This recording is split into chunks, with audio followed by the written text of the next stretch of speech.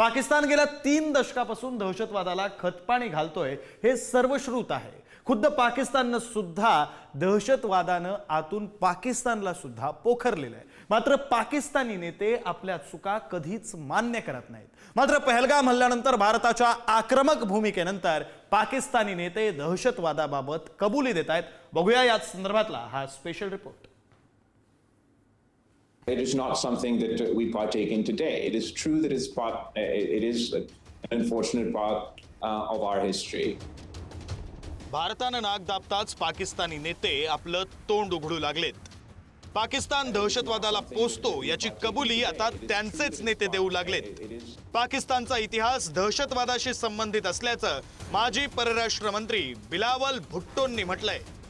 दरम्यान भारतावरच उरपटा आरोप करणारा शाहिद आफ्रिदी भुट्टोंच्या कबुलीमुळे तोंडघशी पडलाय। होय, पाकिस्तानचा इतिहास असा राहिला आहे। हा आमचा दुर्दैवी इतिहास आहे।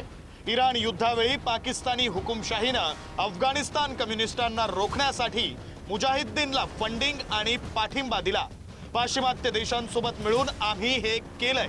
मेरे ख्याल में हर चीज़ आप एक घंटे तक दहशतगर्द वहाँ दहशतगर्दी करते रहे, ठीक है। वहाँ तक 8 लाख फौज में से कोई नहीं आया, और जब आए तो 10 मिनट के ऊपर पाकिस्तान पे इल्ज़ाम लगा दिया। तो आई मीन कि खुद ही ब्लंडर्स मारते रहते हैं, खुद ही लोगों को मरवा देते हैं, फिर उनकी वीडियोस दिखाते हैं कि नहीं वो तो जिंदा है। Pakistan's history is concerned, it is history. It is not something that we partake in today. It is true that it is an unfortunate part of our history.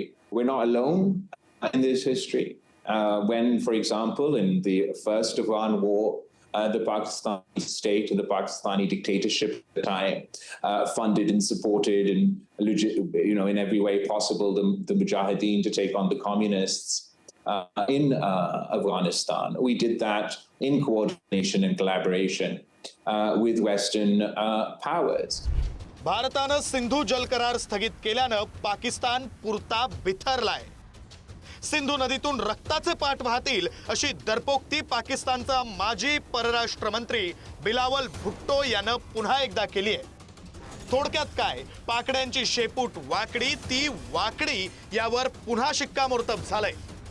मगर वो सिंधु पे हमला करे तो उनको मालूम है कि या इस सिंधु से पानी बहेगा या खून बहेगा। अब जब बैनुल अक़वामी सतह पे सिंधु खतरा में है तो ना सिर्फ ये सूबा के तमाम अवाम, चाहे पीपल्स पार्टी का हो चाहे किसी और जमात के साथ हो, आप हमारे साथ खड़े होंगे और इस सिंधु को मोदी के खतरे से दफा करेंगे। भाई, जिसकी माँ को उसी के होम ग्रोन टेररिस्ट ने मार दिया तो वो बात समझो ना तुम।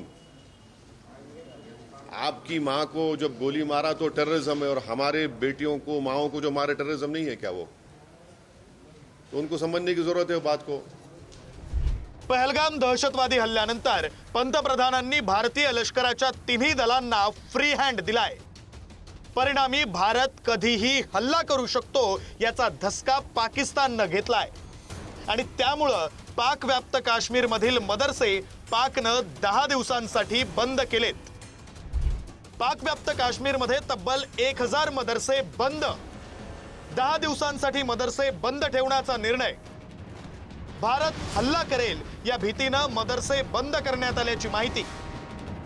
मदरशांमधील सर्व युवकांना पाकिस्तानमध्ये जाण्याचा सल्ला। दहशतवादांविरोधातील कारवाईमध्ये अमेरिकेनं भारताला पूर्ण समर्थन दिलंय। भारताला चौकशीत सहकार्य करण्याची तंबी पाकिस्तानला अमेरिकेकडून देण्यात आली आहे। परिणामी आता पाकिस्तान चहूबाजूनं पुरता घेरला गेलाय आणि त्यामुळे आता पाकवर कोणता घाव घातला जाणार याकडे जगाचं लक्ष लागलंय। ब्युरो रिपोर्ट, पुढारी न्यूज।